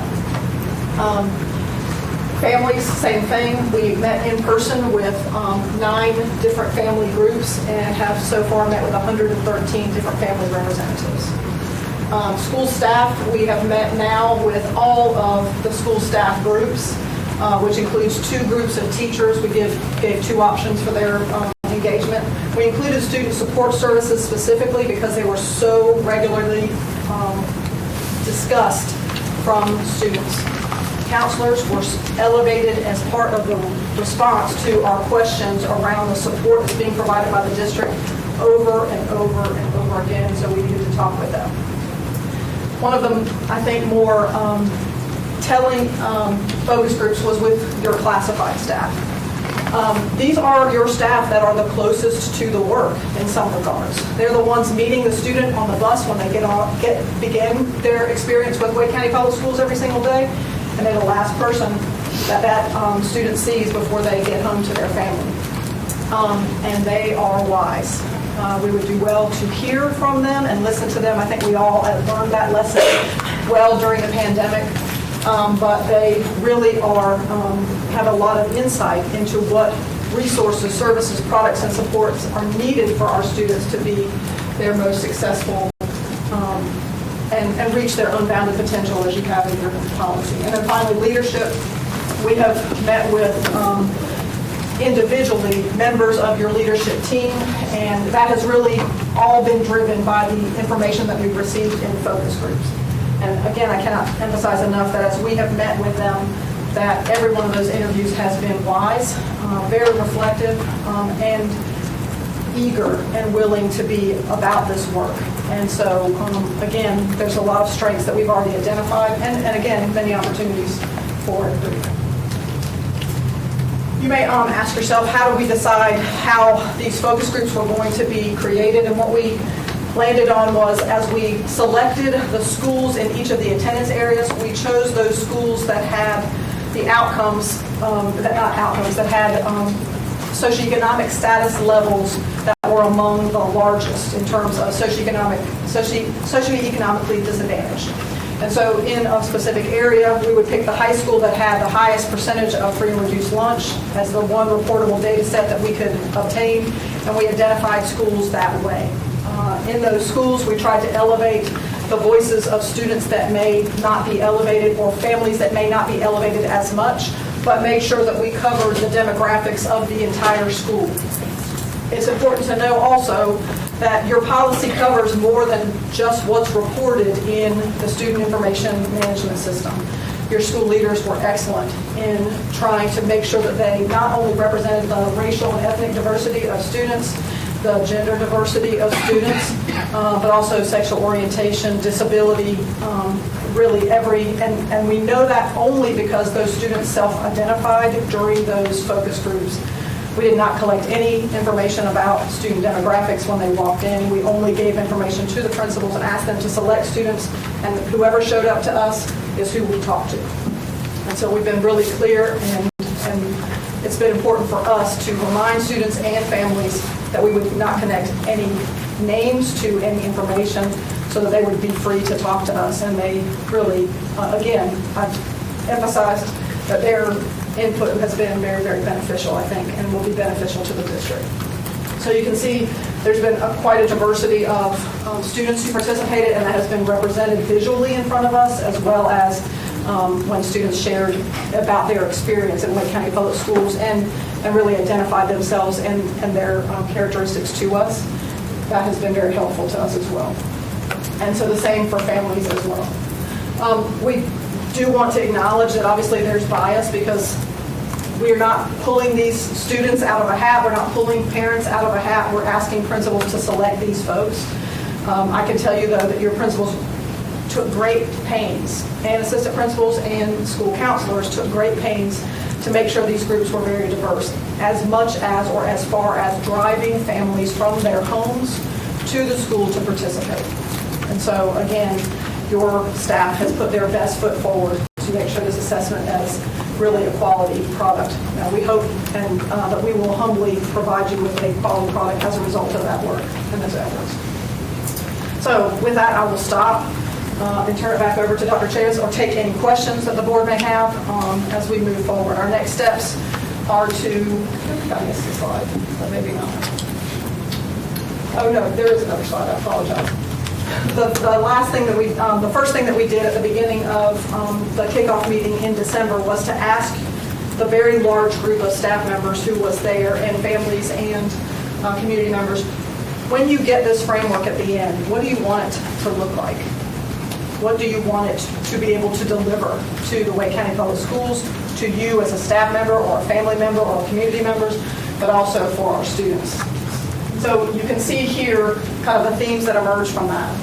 They want to see that this framework helps them to achieve this equity of excellence in achievement for all student groups. They need support to be able to implement this policy at the highest levels of fidelity. They need coaching.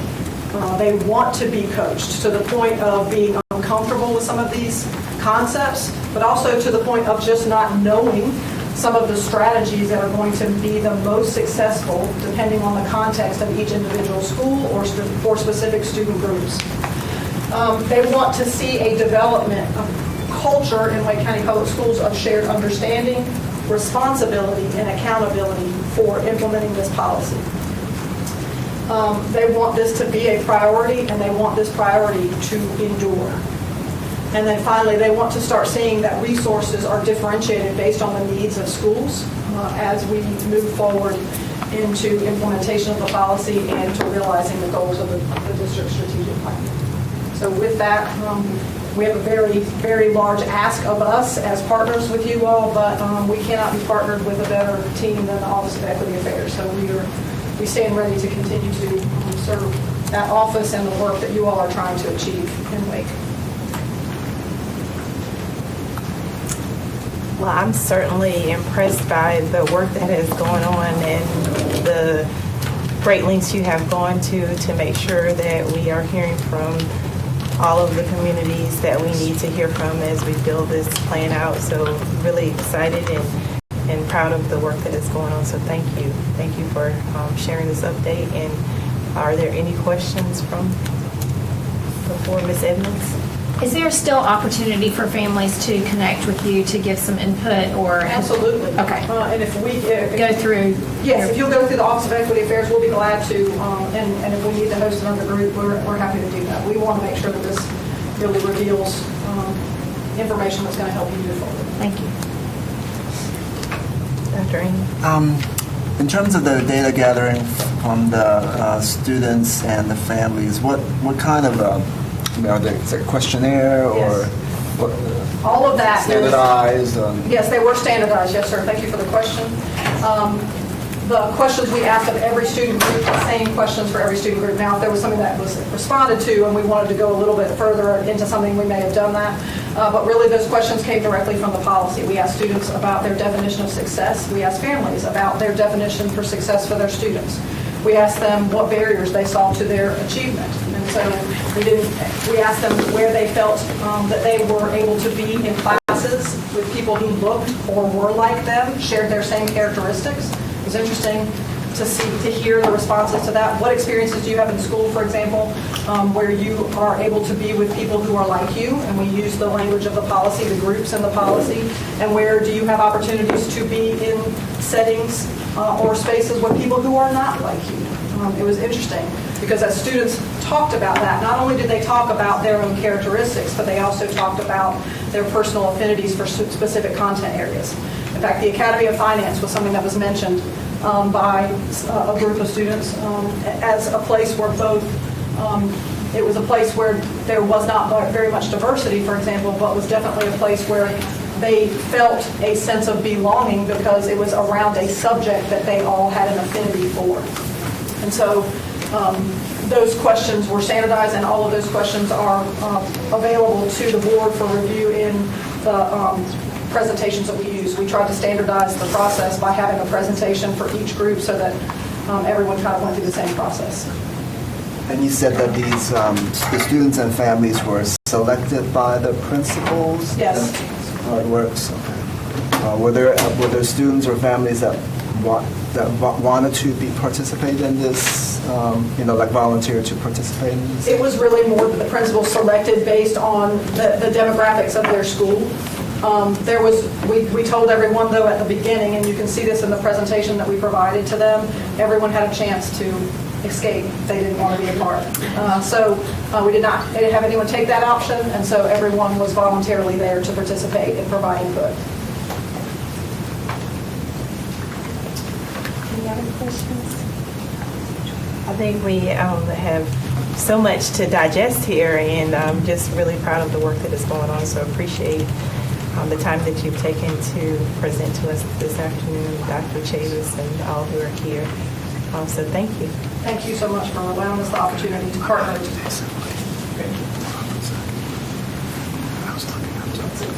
All right, well, thank you so much. And we will transition now to a bell schedule update with Mr. Cook. And Mr. Stadler, I see, is here with us as well.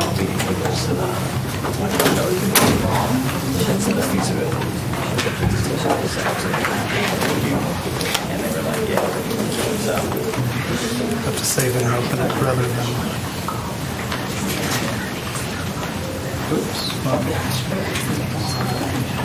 So I think we're working on loading the presentation. Yeah,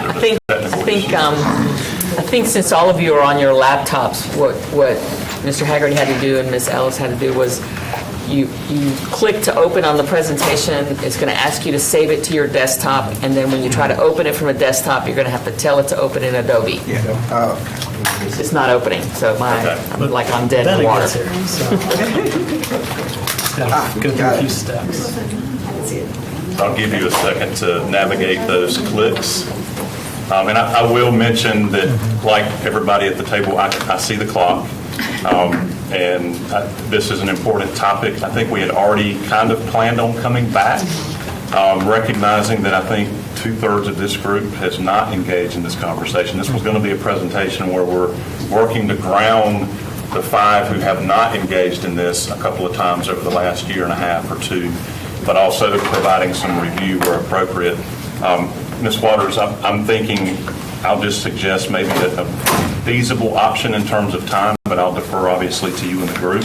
It may be that we can accomplish getting through the first half, maybe through slides 14, which were intended to be the review and level setting for our new board members, and perhaps in an upcoming work session, then dive in with the full board, the new information that will be new for everyone, which is the analysis of all the stakeholder feedback, which was going to be kind of the primary focus of this conversation. So I'll obviously defer to you and the group, but that may be kind of a way to maximize the time we have here and not have to rush and really allow the full board to dig into the data, ask questions, and identify next steps. Because some of you have another date at 5 o'clock, right? So our excellent recommendation. So we'll, unless there's any opposition, we will move forward with that recommendation. Thank you. All right, great. So in that spirit, just quickly, our desired outcomes, the main thing we want to do now is to review with the board kind of where we've been going back to 2021. We also want to, we will accomplish this in our next meeting, dig into the analysis of the survey and stakeholder feedback information that occurred and was gathered and analyzed since the last conversation the board engaged in back in, I guess, September now of 2022, this past fall. And then ultimately our goal is going to be, within the next meeting or two, to identify kind of the board's guidance and direction on next steps. That could potentially include bringing back a recommendation that may or may not involve a change to our current bail schedule structure, taking all the factors in consideration in mind. So that's really the goal. I think you recognize the alignment with the strategic plan and our core beliefs, particularly 4 and 7, when we're talking about kind of the marriage of academics and the operational side. And that really is the core of what this conversation has been and I think will be about. And obviously involves, in some cases, overlapping and competing interests. And I think our goal, obviously, is to find the best balance between those two ends of the spectrum. A quick review, going back now, I guess, to March and May of 2021, we kind of reinitiated this conversation with the board. At that time, you may recall, we had aspirations that we were coming out of the pandemic. And maybe we were at that time optimistic and we were getting back into some of the longer term, bigger picture conversations that ultimately got sidetracked again when things, at that time we'd never heard of the term Delta or Omicron that began to, again, occupy our time in the fall of 2021 and into 2022. That said, we then brought back to the board in the fall a review of the research, the data, from an academic standpoint, from a health and well-being standpoint, even data and information that our own Data Research and Accountability Office provided. And then since that time, at the direction of the board and kind of as our next steps, we engaged in several surveys, gathering feedback from community members, from parents, from students, and also engaged in a couple of focus group sessions with our teachers through the Superintendent's Teacher Advisory Council and our Student Advisory Council as well. So just kind of a quick overview, and again, this is review for some, but it's new for others, of what the research indicates in terms of start times and sleep and everything else. And, this is some of this information, a lot of it is compiled by Brad McMillan and his shop. Colleen is here today to provide additional support if necessary. But I think, you can see here, a National Sleep Foundation poll found that 28% of middle and high school students reported falling asleep in school at least once a week. Insufficient sleep is associated with a wide range of negative outcomes for adolescents, including impairments on mood regulation, on excessive or executive function and behavior. Teens who don't get enough sleep are also more irritable, not surprisingly to those of us that are parents or have been classroom teachers.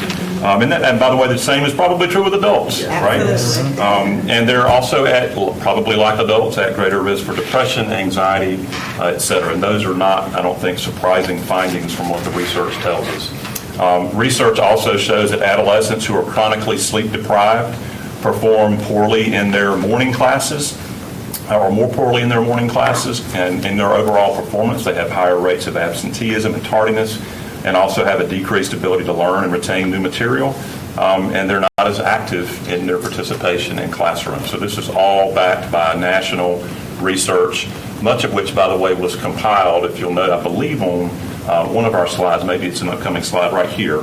I would encourage you, if you have not already, this great compilation of information at the link that you see that our DRNA office put together that provides a really in-depth summary with additional references for more information. And that might be a good next step even between now and our next conversation if you've got the time and so choose to dive in a little bit deeper.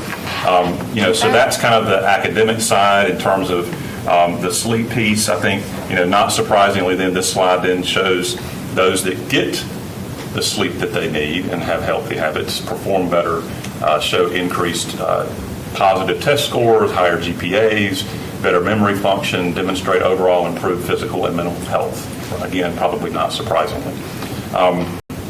So that's a little bit of the research on the social, emotional, health, and academic side, but there obviously are additional implications of this work. And, this is where we start to get into some, in some cases, competing interests.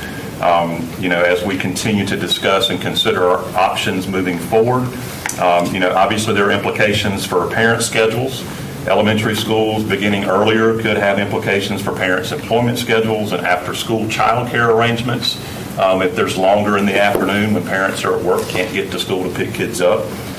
As you know, some families rely on older children to take care of their younger siblings after school, which would prove to be obviously more difficult if we've got secondary students that perhaps swap start times on those 3 tiers. And then depending on transportation arrangements, parents may be uncomfortable, in some cases rightfully, with their elementary-aged children traveling to school in the morning in the dark, or waiting at a school bus stop in the early morning hours in the dark. So obviously those are some significant factors as well.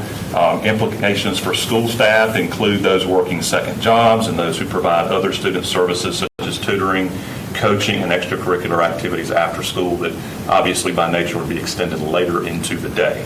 As you saw today, we had a group of high school students who had other activities to get to that needed to go first, rightfully, and move on to those additional activities late afternoon, early evening.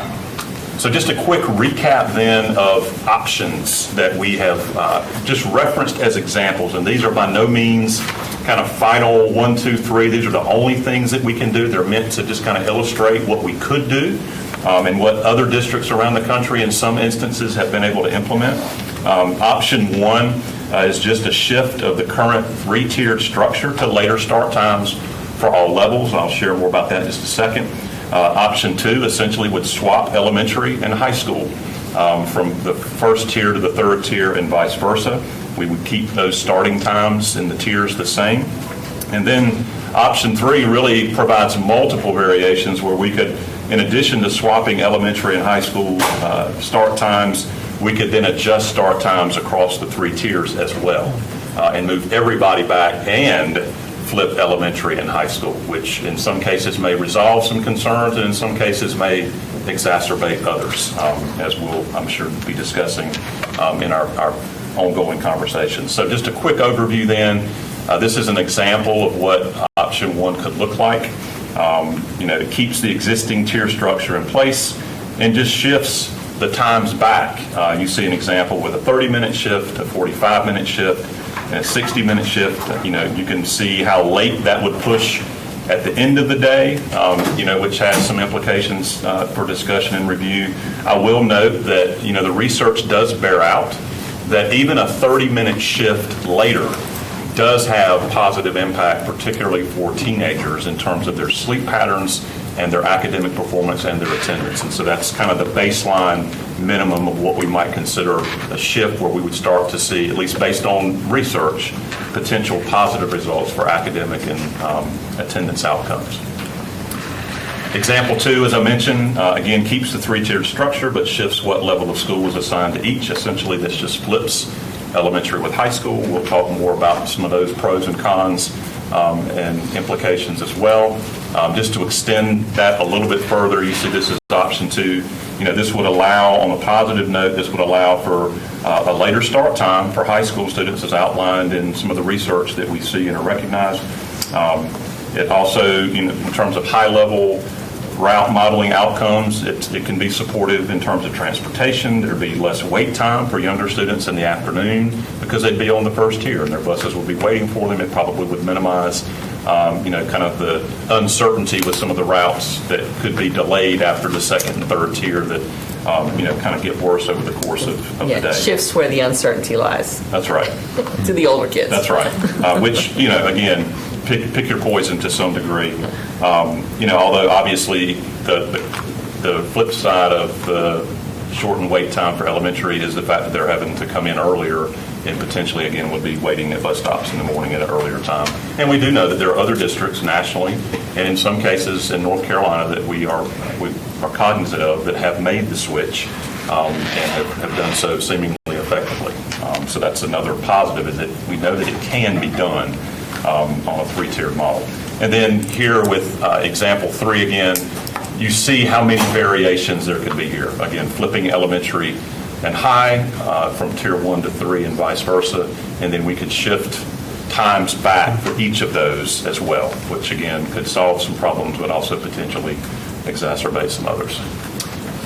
And so that's a quick overview of the research, the work that's been done to this point, some of the pros, cons, implications. And again, I'm happy to take any questions. Bob is here from a transportation perspective on what you've seen here. And then ultimately, we'll be prepared to come back in a near future work session, maybe with a facilitated protocol for each of you to dive deeper, ask questions about the research, but also really dive into some of the feedback that I know you'll have an interest in discussing and dialoguing about. Thank you for this presentation. I see Ms. Edmonds and then Mr. Hershey.